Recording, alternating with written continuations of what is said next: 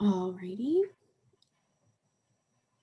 So, okay, perfect. So Adam Downing is our speaker tonight. He is the district forestry agent and he is based in Madison County. And he is going to be talking to us about forest farming tonight. So I'm going to turn it over to him. Thank you, Sarah and Rachel and Linda and Isaac when he gets back. Thanks for joining in on this. We're going to cover kind of a broad view of forest farming, and forest farming is a subset of agroforestry. So we're going to start broad and hit some high points to give kind of the breadth of what can be considered for your property. Ginseng is one that grabs a lot of attention, and we'll talk a little bit about ginseng, but it's not going to be all about ginseng. It will be a talk about all products like that, all things that you can do with your forest that are non-timber. Of course, timber is also a consideration and should be considered as part of a whole farm operation, but there's things you can do with your forest land in addition to that to add value and to add some fun and interest to things. And one of the reasons why some of this should be considered, besides just ginseng, is that some of these other things we'll mention can be harvested much more quickly. So if you kind of think about timber, hardwood timber, that's 80-year rotation. Pine timber is a 30-year rotation. Ginseng is probably a 10-year, 5 to 10-year rotation. And then some of these other things can be much more regular, annual, perhaps, or biannual. Things like evergreen boughs for Christmas greenery, walnut syrup or other syrups. The syrup thing is exploding. So it's not just maple syrup anymore, it's all kinds of syrup. And that's generating a lot of interest. And then shiitake logs. And Rachel, I think you mentioned you've got some shiitake logs. So we'll talk a little bit. We'll go just a little bit deeper with ginseng and with shiitake, and then hit the high points on this other stuff. So with some of this other stuff, it's amazing to see this list. And to be perfectly honest, this is a list of stuff that a lot of the stuff I don't know about. I know what skunk cabbage is. I can't imagine what value it has. It has a value to me because I like to, when I see it and I'm with someone who doesn't know anything, give them a whiff of that. And that's a memorable experience. But some of these things, the ones at the top are ones that you would probably recognize, especially if you go into kind of a holistic sort of herbal store, buying certain supplements. You see some of these ingredients listed. And then that bigger paragraph, there's all kinds of things there too. So a lot of this is really niche marketing, but we'll come back to that because there is work being done to change that and improve the price points on this too. But to start with, just a little bit of a story. My colleague on the title slide there at the bottom, you may have noticed the name John Mansell. So he's a specialist at Virginia Tech and does a lot in the, oh, sorry. Thank you, Rachel. Glad you didn't let me go any further. I thought I had my screen shared. There we go. Now you're right. Good. Now we can see you. Yeah, I was getting ready to jump in too, just as Rachel hopped on. So yeah, now you're good. All right. There's the title slide. Yeah, I just mentioned John Mansell. So here's his name there at the bottom. And this was my slide. So this is not a ginseng talk. This is a talk about other things. Here's a plot of various forest farming products. And I mentioned some of these and just had some pictures there. So, and here's this big paragraph that I was just walking through there a little bit with the items at the top of this list: golden seal, bloodroot, cove hash. Those are probably fairly recognizable ingredients in some of the products that people buy. And then the stuff down here at the bottom also has value. A lot of it niche marketing, but it is something that is being addressed through some research, especially at Virginia Tech. So I was mentioning John Mansell. We were at a program together at McCormick Farm the Shenandoah Valley Ag and Research Extension Center, which is in Racine, Virginia, over in Shenandoah Valley. And we are part of a field day, both he and I. There we have a silvopasture project, which is actually a topic I'm not going to get into tonight, but we do have a lot of information on that, and we're continuing to do research and outreach on that subject. And that would be one that fits within the broader realm of agroforestry. But we were with ag producers that day, touring different research plots at the farm. And John asked the question of these farmers, 100, 200 farmers, I don't remember how many of you own woodland? And a bunch of hands went up. Almost every farm has some woodland, right?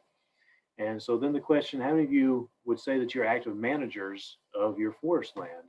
And most hands go down. And that's what we find is the case with people who consider themselves more on the agricultural side rather than the forestry side, which is unfortunate because most farmland has both of those components.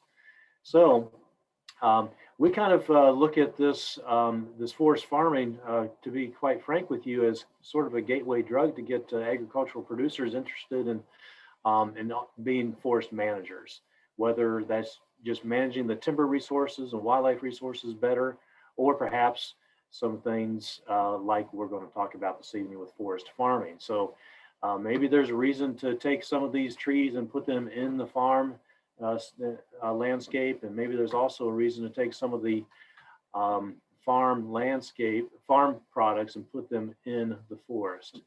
So just to have an open mind, which obviously you do because you're here, about that. And so let's see here. We've got, together with Sarah, there are your 4 hands. You're all somewhat interested in this topic. So just got lucky on that one. All right. So here we have a forest. There's a forester way there in the background, a pretty clear understory. And so this forest is using a certain amount of resources, but there might be an opportunity to add something to that to actually increase the utilization of the resources.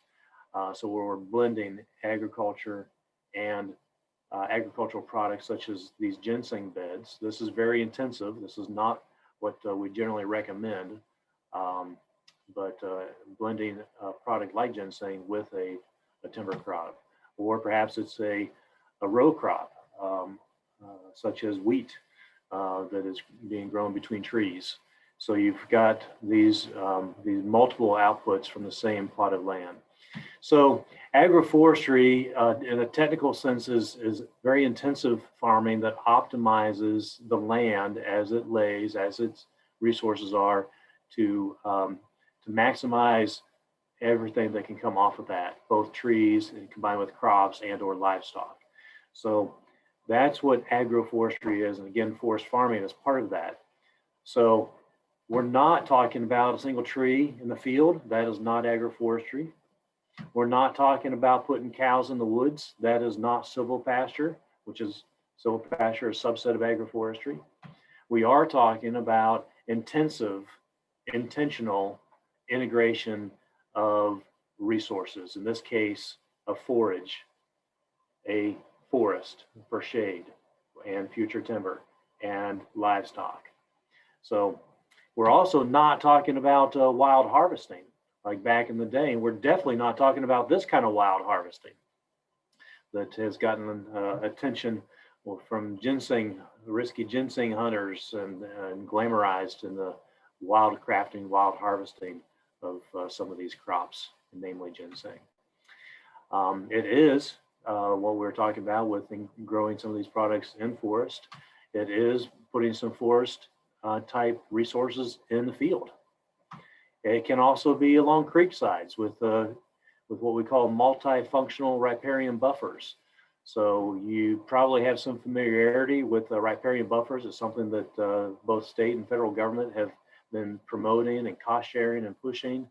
And most times, that is taking land out of agricultural production and putting it into forest land.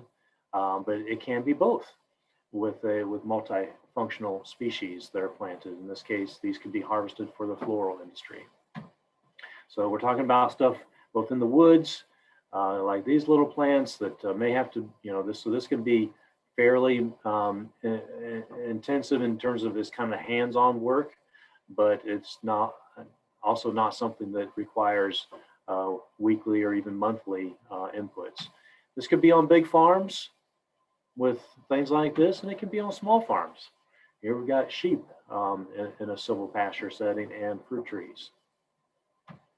So why is agroforestry relevant? It again combines crops and trees to get more value off of that single plot of land, and use it. And that idea is taking advantage of the fact that plants use different kinds of resources. Different kinds of plants use different kinds of resources. So if we just had trees, we got like 90% production. If we just had a crop, then we've got like 90% utilization of that site. If we start putting these things together, then yes, the trees are not going to perform quite as well, and the crop is not going to perform quite as well. However, if we put these two things together, then theoretically, and for people who are very intentional about this and good managers, that sum of the parts is greater than the whole. And so that's the idea, where you maximize your production, therefore maximizing profit and value. Again, this is not for everyone. This is for people who are very intentional about it and planning things out well and keeping track of things and records and all that kind of thing. So this graph is about silviculture. Okay, silviculture is the art and science of managing a forest, a stand of trees for certain goods and products. But we can use this, so let me just orient you to this, I guess. So in this case, a rotation for a tree crop would be 60 years. And within that period of time, you may have some intermediate treatments, such as thinnings. Okay, and this first one might be actually a cost that you're hoping the investment in will more than offset the cost here by how much faster the trees will grow. This middle one might be a break even. This one might be a commercial thinning to provide a little bit of income, and then you've got your final income harvest here. So even within the context of silviculture, we're going to have some timber outputs. We might also have some non-timber, what the topics that we're talking about today. And so that's where we get into forest farming. There is a lot of good information out there. There's a lot of interest in this. It's growing, continuing to grow. The book on the left has been around quite a while. I've got a copy of it on my bookshelf, and it's a good in-depth treatment of what the title says, ginseng, golden seal, and woodland medicinals. And then the one on the right is a newer one, and actually the foreword of that was written by John Munsell, Virginia Tech. And these two guys, Ken and Steve, are up in New York. So lots of good resources, and I'm going to share some free online resources here at the end as well. So non-timber forest products, we abbreviate that as NTFPs, and these are plants that we can harvest and utilize in part or in whole. Without disrupting the other products that are growing on that land, namely the timber. And this is noted that it could be commercial or it could be personal. And I would suggest that you take a look at some of these things and dabble in it, and what might appeal to you. You see if it's something that you do want to get into. So the non-timber forest products are broken into 4 different categories: medicinal, edible, floral and decorative, and specialty. So this is a picture of bloodroot, and this would be in the category of medicinal. And other things in medicinal category would be certain woods, like the oils from cedar trees. And you can read the list there. And obviously the big exciting one of ginseng.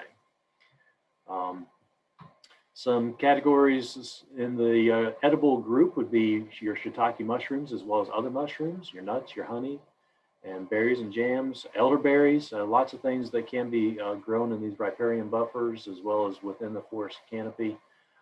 Ramps are a big one in certain areas, and can have some real value too. And then we've got floral and decorative, such as greenery, like Jim Chamberlain here in this picture. He's with the Forest Service, has been involved in this arena and research for many, many years. He's located in Blacksburg as well, and he is holding Galax, which is a type of greenery. And one of those early pictures, I had a picture of balsam fir tips, that holiday greenery, and other things, pine cones, things that, you know, if you have woods, you might have a lot of, but can you find a market for it? And so perhaps you can. All these specialty crafts, like you see when you go to these street festivals and whatnot, you know, vines that are killing trees can be turned into something worth something if you want to take work at it. I like this picture for farmers because this bench of red cedar and all the products here, some of which are made out of cedar. You know, cedar in this part of the world is considered a nuisance species in pastures, and yet it can be a very valuable, end up in a very valuable finished product. And so here's a picture of ramps, and just to talk about forest farming a little bit more, that there's different intensity levels with forest farming. And this is a picture of woods growing, where you're literally gardening in the woods. And so very much more intensive than what we generally recommend when we talk about ginseng, which is wild simulated ginseng. And this has a much higher value when it comes to ginseng. Some of the other crops will too. It also reduces the management needs. And of course, you're not going to have as many pounds, but the way that these roots grow, they have a higher value because they are essentially wild ginseng and how they the roots form. And so this is a matter of, you know, handwork. It's more manually intensive, but planting roots, in this case, golden seal roots, or if it's ginseng, it'd be seeds, you know, one at a time, or perhaps there's some broadcasting. But, or you may be managing wild populations. Where there are ramps, there are often very many ramps. And so to do, you know, a partial harvest of those each year so that you have a sustained yield is also an option. So let's talk a little bit about two of these that tend to grab a lot of interest and can be easy to get into. Shiitake is one that's rather easy to get into. You don't need a lot of space and you don't need a lot of tools, and the investment is rather small. So we'll talk real quickly about these topics listed on the left: what kind of logs, the spawn, the inoculation, the site where you put these, and so on. And I've got a video and other resources on this that will go into much more in depth. But the logs in these pictures with my two daughters many years ago, they're now 22 and 20, or 21 and 23. I'll get that right before their next birthday. But these had been soaked for a couple of days in a, in my case, I used a Rubbermaid trash can and flipped the log over so that I got the whole soak, and then you had a real nice bloom. So that's a forced blooming. I don't generally do that. I just let nature, when the weather and rain is right, and then I go harvest. But let's talk about, all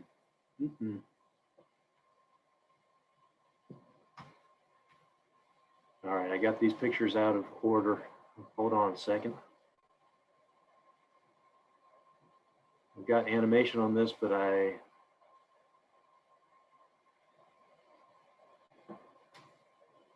didn't put them in the right order.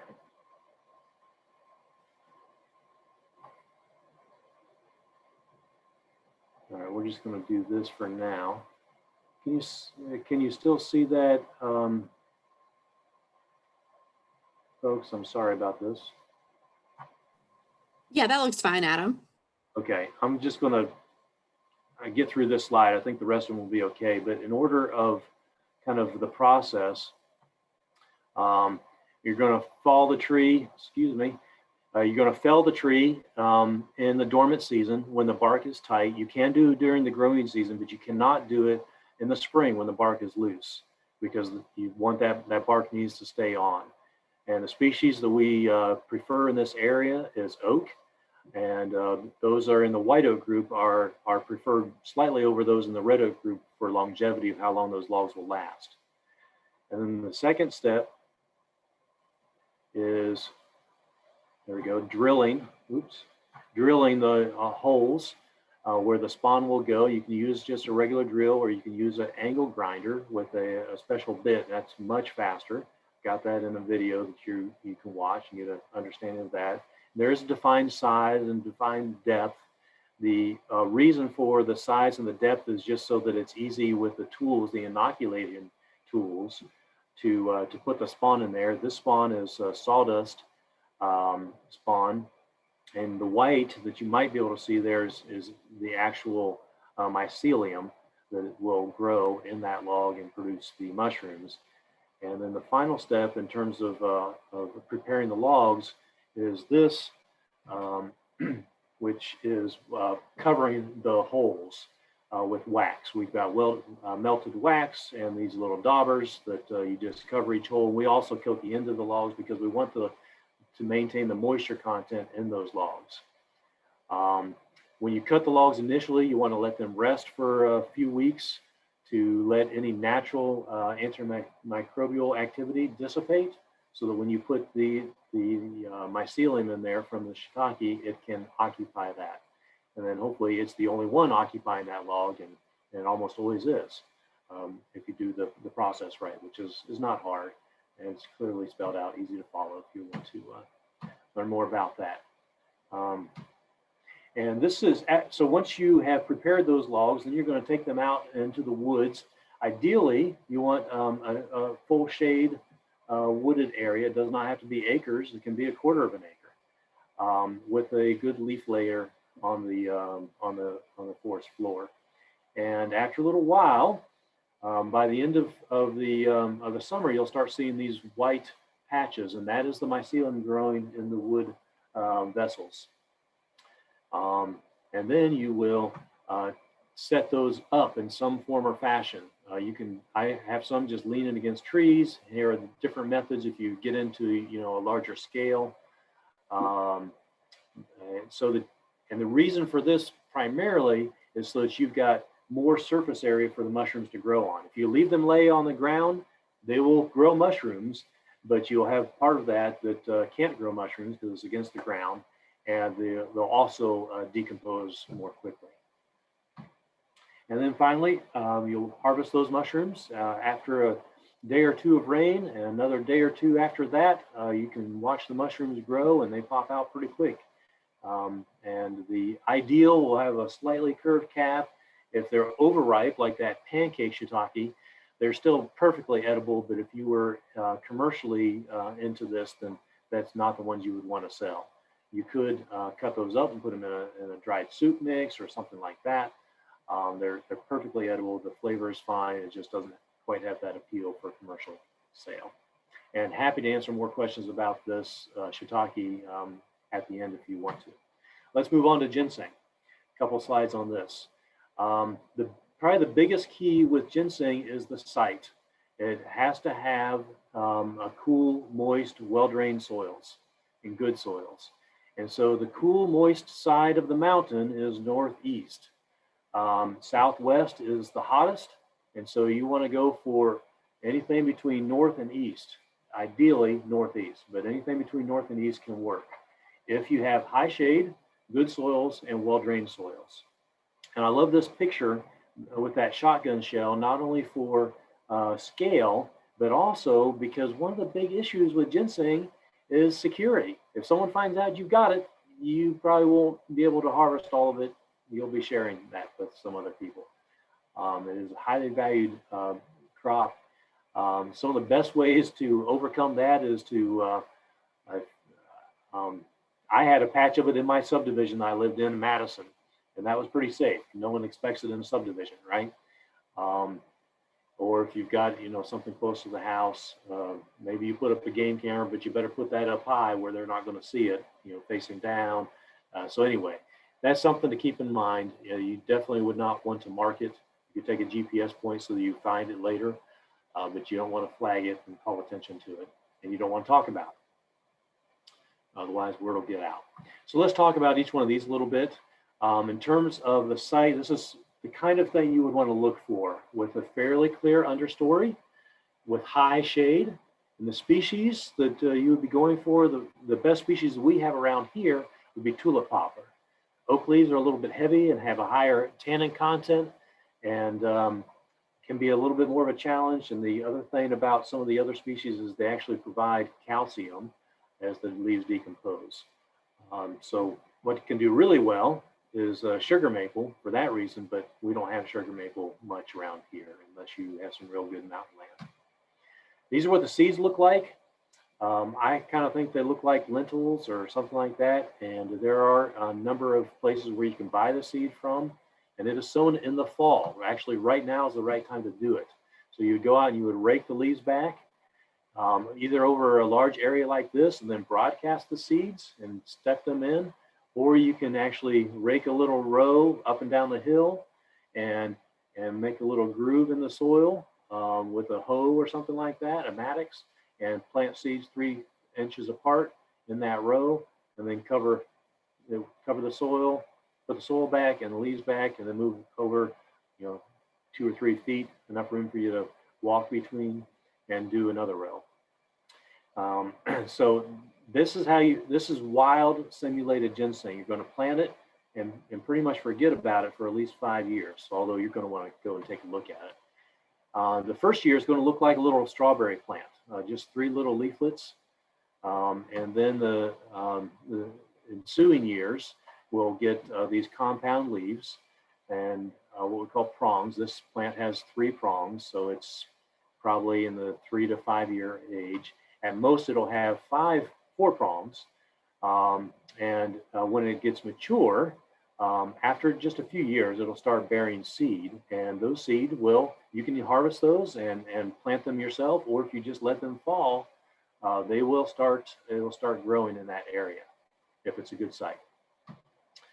So this is what you're going for eventually. This is a rather large root, and you want to keep all those fine roots on it, and you don't want to scrub it too hard to get it real clean. And this is what wild ginseng looks like, even though this was a planted plant in the woods. Age is important. So I mentioned laws, and you actually cannot you can't harvest or sell ginseng that is less than 5 years old. It has to be 5 years old. So if you're doing wild simulated, then you've got proof by your records of how old it is. But it's easy to tell how old a ginseng root is by counting these little nodes on what's called the neck.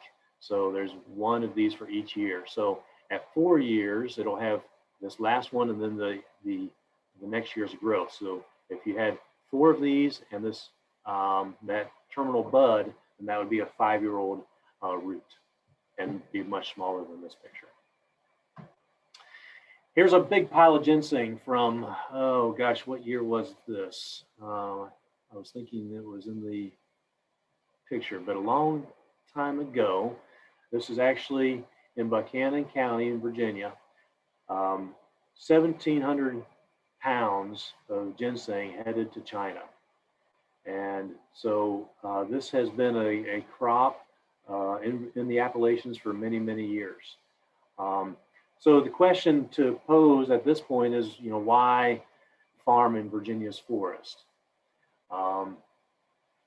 And there are some economic reasons, but there's also perhaps just some personal interest reasons. And I would hope that both of those would come together, because there is some risk involved, and it's not a get rich quick, but I think there are some opportunities. For one, the fact that the herbal industry has grown 13 years straight says something. In 2000, it was up 7.7% in 2016 from the previous year.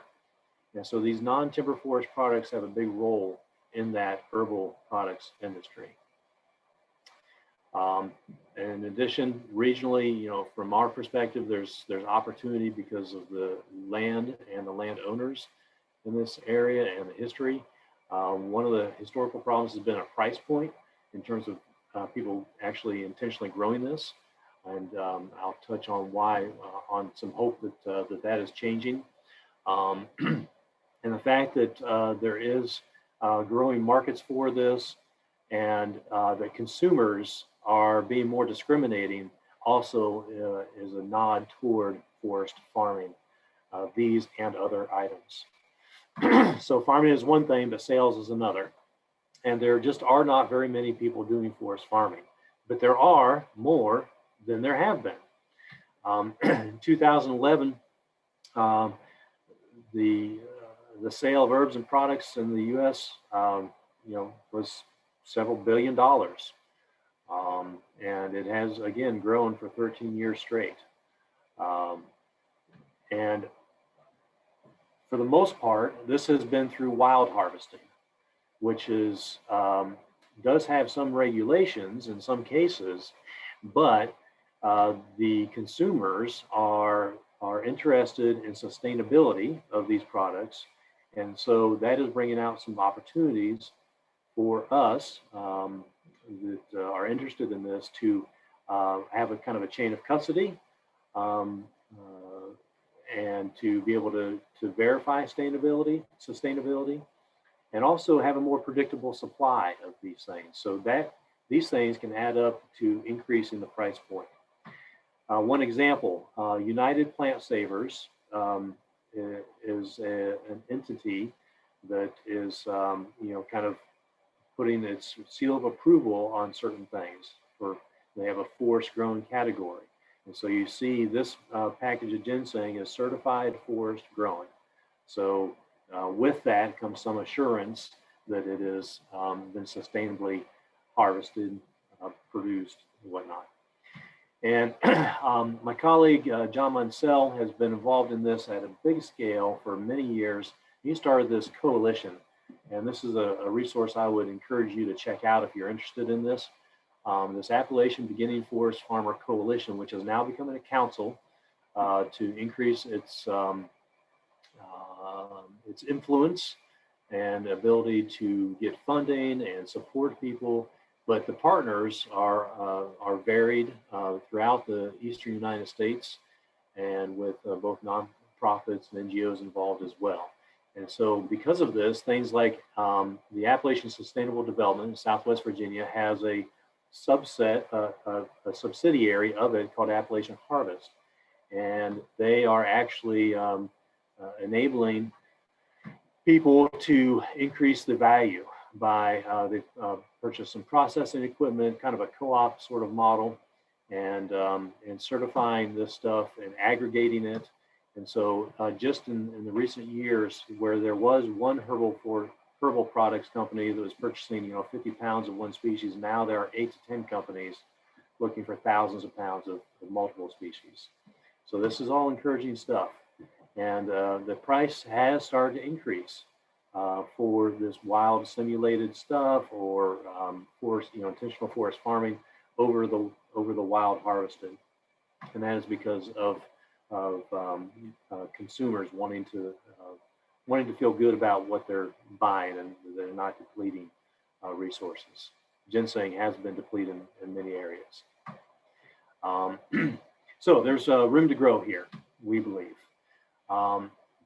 And so, but there's also still a lot of mystery in this, with finding that price point, how much is actually being harvested and sold.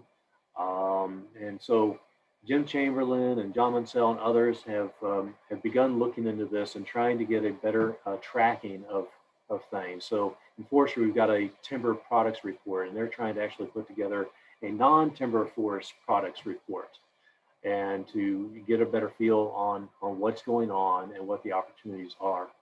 So here's a table without ginseng to show some of the values of some of these other products. So black cohosh and golden seal are two that kind of float up to the top. Black cohosh is very common in many forest stands around here, and golden seal is one of the more easy products to cultivate in forest farming, and both of these have some pretty good numbers associated with them. let's see here. Black cohosh, for your interest, was the fourth most popular herbal supplement in the U.S. in 2015 and brought in 30 million in retail sales. Now, that's a big number and it's national. So what does that mean? I don't know. But the fact that it's the fourth most popular herbal supplement, I believe that. I see it on, you start looking at ingredient lists and it shows up in a lot of places. So people believe it does something. So here's this American Forest Farming Council that I mentioned, and the Appalachian Beginning Farmer Forest Coalition that's being turned into a council now. And this is with support from Forest Service and the National Agroforestry Center and USDA.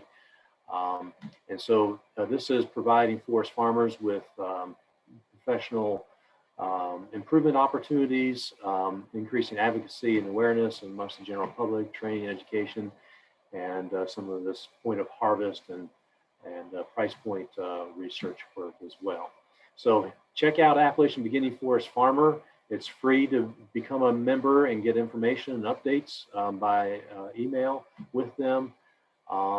Two of the other resources. So if you do a search online for Forest Farming Virginia, you will find some of the top things will be this forest farming YouTube site, which was developed a number of years ago and is continuing to be added to. It's got everything from wasabi to making charcoal. So, so check that out. All these videos are pretty good. And I went more into depth on shiitake with the virtual farm to table program delivered earlier this year. And that recording is available as well. That wraps up my talk. And so now I can see if I missed anything here in the chat. 1929. Not Adam, sure what. Yes. I have a question.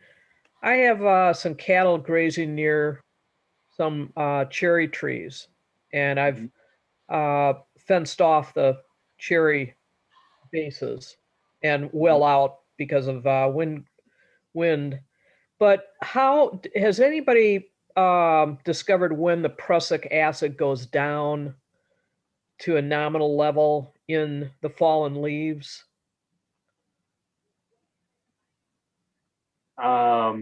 Or Sarah might know this too.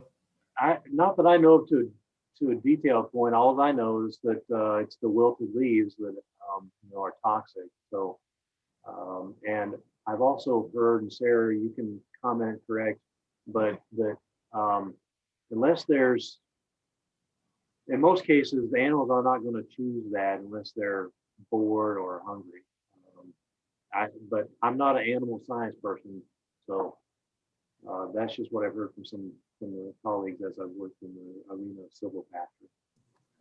Yeah, I'm not sure. I'm not sure either, Linda. That may be something you want to reach out to your vet about, because that is a pretty specific question. Because I think we tell people to avoid cherry trees and cattle, period. So yeah, any livestock.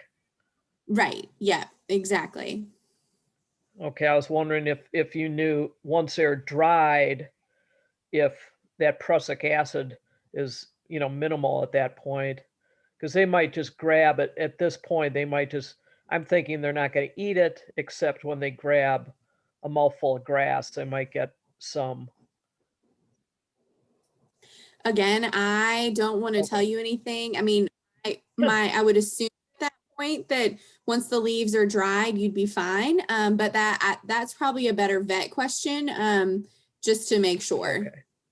Yeah, I agree.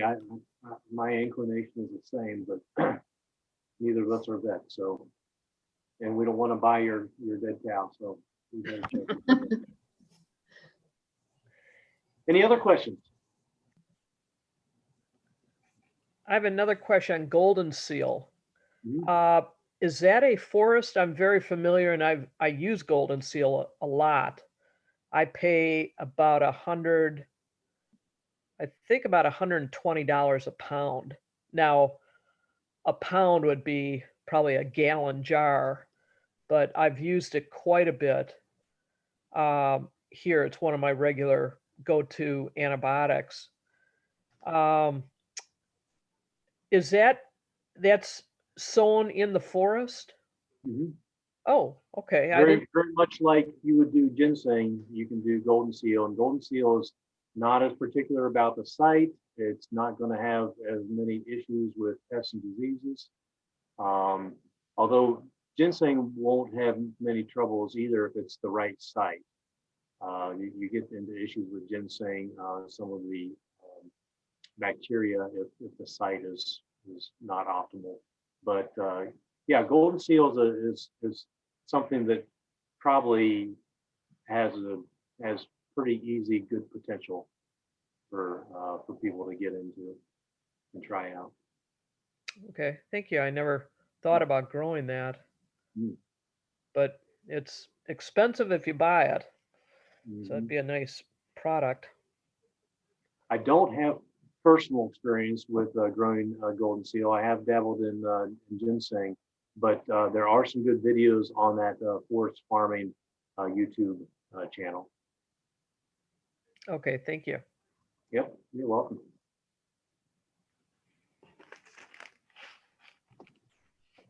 Rachel, Isaac, any questions or comments? I have a question. You mentioned that this is the time of year to plant ginseng, and I think you've pretty much sold me on it, and I know exactly where it would go. So Okay. where would you recommend getting ginseng seed?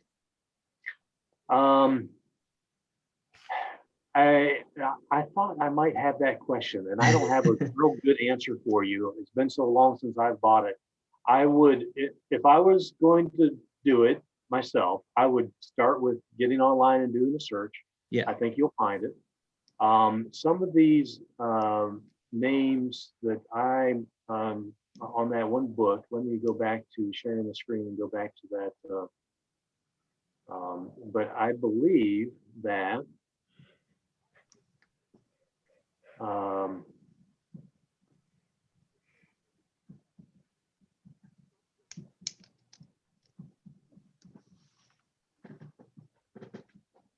the Scott Pearson's may be Okay. someone who sells seed. The one thing that I can say that our publications refer to, and it's good common sense, but if you're cheap like me, you need someone to say it, is don't buy the cheap stuff. Right. You get what you pay for. And so some of the seed can come already with fungus on it. So you might look for or ask if it's been treated with a fungicide so that you're not bringing any of that into your system. Okay. Or if you can't get an answer to that, you can also do a little decontamination on your own with a bleach and water mix. All right.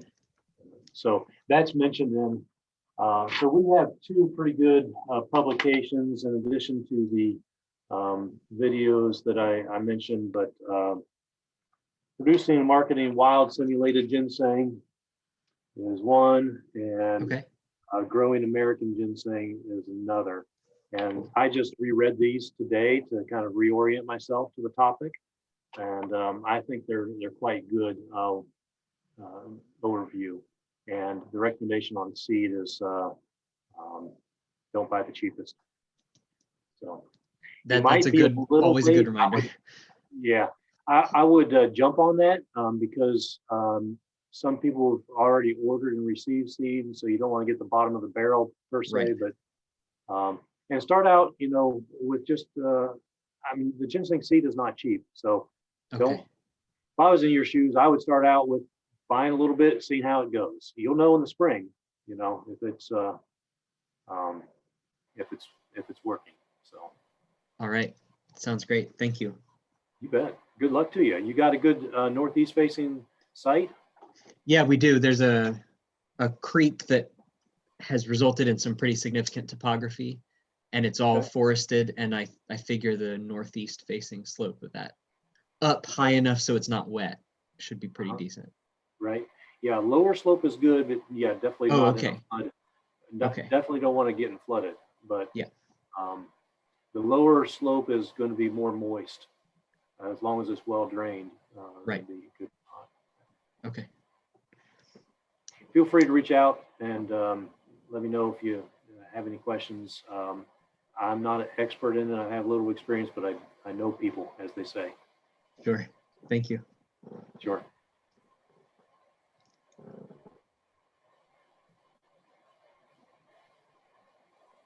Rachel, it's your turn to ask a question. Really have any. That was great. I think I learned a lot and I went through some books. Well, thank you all. It's been a good exercise for me to kind of brush up on some of this and repackage it. There are a lot of, I will brag on Virginia Tech.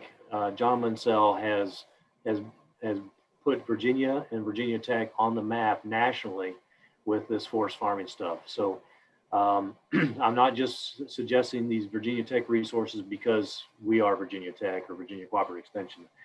They are leading the way in a lot of this, and it is going to be local, have a local flavor to it. So, actually, let me qualify that. Many of the videos they'll go from New York State to, so they're all over. So if you watch like the ginseng video, he'll talk about the sugar maple forest stand. Well, we've not got very many of those, especially here in the Piedmont. So anyway. Awesome. Thanks, Adam and Sarah. Yeah, well, and if nobody has any other questions, thank you, Adam, for doing this. Greatly appreciate it. And we will post this on the YouTube site. So Adam, if you have anybody else who you'd like to send this presentation to, you are free to do so.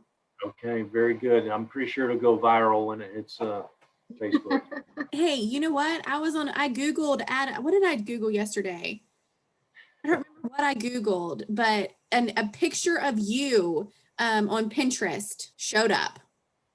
On Pinterest? Yes. So doing shiitake mushrooms, I'm pretty sure. Is Oh, so. yeah, very good. Yeah, exactly. All right. Well, thank you for the opportunity. Rachel, Linda, Isaac, nice speaking, visiting with you.